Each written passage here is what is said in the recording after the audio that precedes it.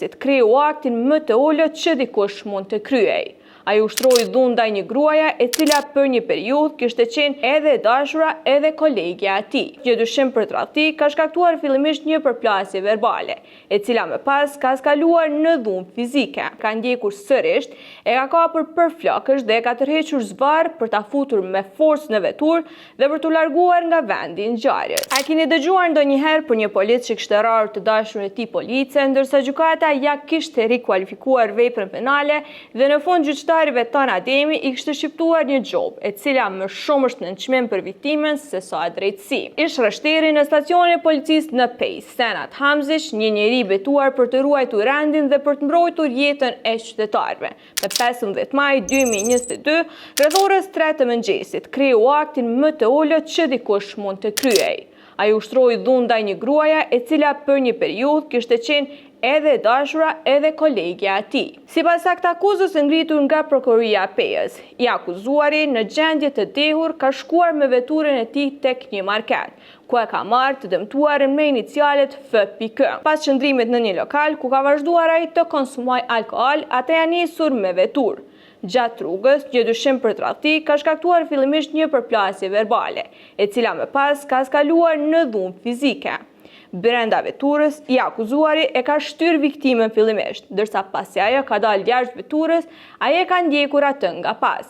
E ka goditur me shkelma në kofsh, e ka kapur për krahu dhe e ka tërhequr me forcë drejt veturës së tij, ku më pas e ka sulmuar me grushte dhe shuplaka në fytyrë dhe në pjesë të ndryshme të kokës. Edhe pse ajo ka rënë në tokë, dhuna ka vazhduar me goditje në pjesë të ndryshme të trupit. Si pasojë e goditjeve, viktimës i është shkaktuar gjakderdhje nga hunda. Në një moment, ai ka arritur të largohet, por i akuzuari e ka ndjekur sërish, e ka kapur për flokësh dhe e ka tërhequr zvarr për ta futur me forcë në veturë dhe për t'u larguar nga vendi i ngjarjes.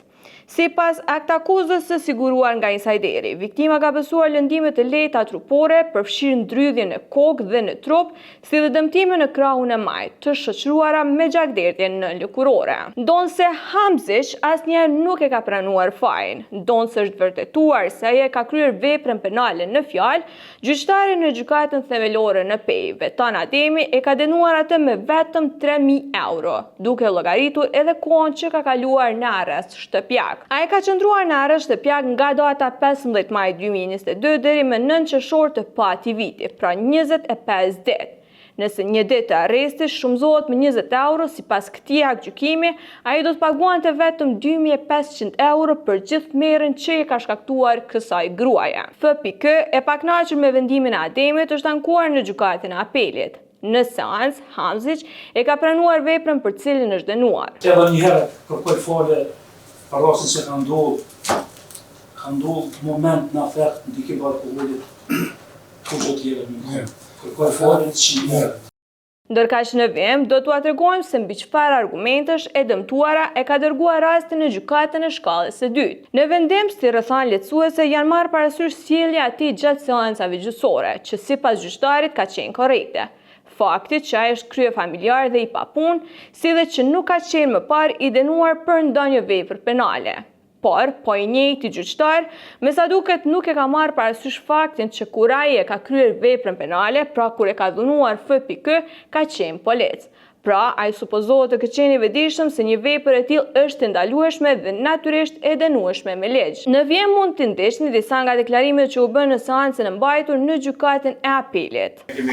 Atakuar këtë vendim përsa i përket vendim mbi sankcionin penal, duke theksuar se gjykata themelore në Pejë rastin e morrës përkatëse shqiptimit të dënimit e ka shqiptuar një dënim të butë në raport me Panderin, për çka kemi kërkuar nga gjykata e apelit që të shqyrtojë edhe pretendimet e palës së dëmtuar njëkohësisht edhe pretendimet e prokurisë së shtetit, e cila ka paraqitur ankesë për gjitha bazat dhe njëkohësisht të shqiptohet një dënim më i harsh për kundër ligjit, ashtu siç parashihet mbrojtja.